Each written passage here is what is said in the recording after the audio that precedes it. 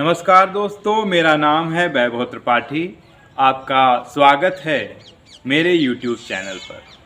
दोस्तों, आप भारत का ऐसा विश्वविद्यालय जानते हैं जो अंतर्राष्ट्रीय विश्वविद्यालय हो? जी हाँ, आज हम बात कर रहे हैं नालंदा विश्वविद्यालय की। नालंदा विश्वविद्यालय हमारे देश का पहला अंतर्राष्ट्रीय विश्वविद्यालय है। प्रधानमंत्री मोदी जी ने इसका उद्घाटन किया। मोदी जी ने बिहार के राजगीर में नालंदा विश्वविद्यालय का इनॉग्रेशन किया है।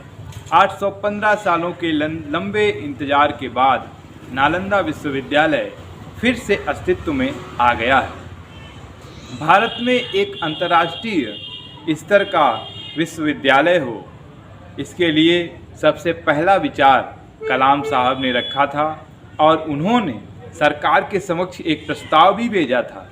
फिर फिलीपींस में द्वितीय पूर्वी एशिया सम्मेलन हुआ था। इसमें 16 देशों ने भाग लिया और यह समझौता किया था कि एक अंतर्राष्ट्रीय स्तर का विश्वविद्यालय नालंदा के स्थान पर हो और वहां उसकी नींव रखी जाए। आज 2024 में जब इसका उद्घाटन हुआ तब इन देशों के राजनयिक वहां थे। 2010 में नालंदा विश्वविद्यालय अधिनियम बनाया गया तथा 2014 में इसमें अध्ययन और अध्यापन का कार्य शुरू हो गया।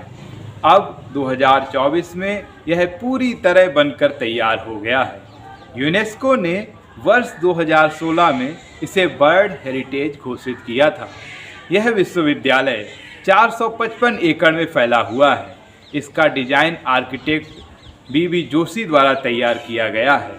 यहाँ की इमारतें इस टेक्निक से बनाई गई हैं कि सर्दियों में ये गर्म और गर्मियों में ये ठंडी रहेंगी। ह्वेनसांग और इत्सिंग के यात्रा वृत्तांतों से हमें नालंदा विश्वविद्यालय का उल्लेख मिलता है। ह्वेनसांग यहाँ रहकर पढ़े थे और उन्होंने नालंदा में अध्यापन कार्य भी किया था। माना जाता है कि आर्यभट्ट ने भी यहाँ पढ़ाया था। नालंदा विश्वविद्यालय की स्थापना 5वीं शताब्दी में गुप्त सम्राट कुमारगुप्त प्रथम द्वारा की गई थी। हर्षवर्धन और पाल शासकों द्वारा भी इसको संरक्षण प्राप्त हुआ था। यह विश्वविद्यालय अपने समय का एक प्रमुख शिक्षा का केंद्र था, जहां विश्व भर से विद्वान और छात्र शिक्षा ग्रहण करने आते थे। नालंदा में बौद्ध धर्म, तर्कशास्त्र, व्याकरण, चिकित्सा, गणित, खगोल शास्त्र तथा योग जैसे विषयों पर गहन अध्ययन होता था। दोस्तों, यहाँ का पुस्तकालय धर्मगंज 3 भागों में विभाजित था: रत्न सागर, रत्नोदधि और रत्नरंजक।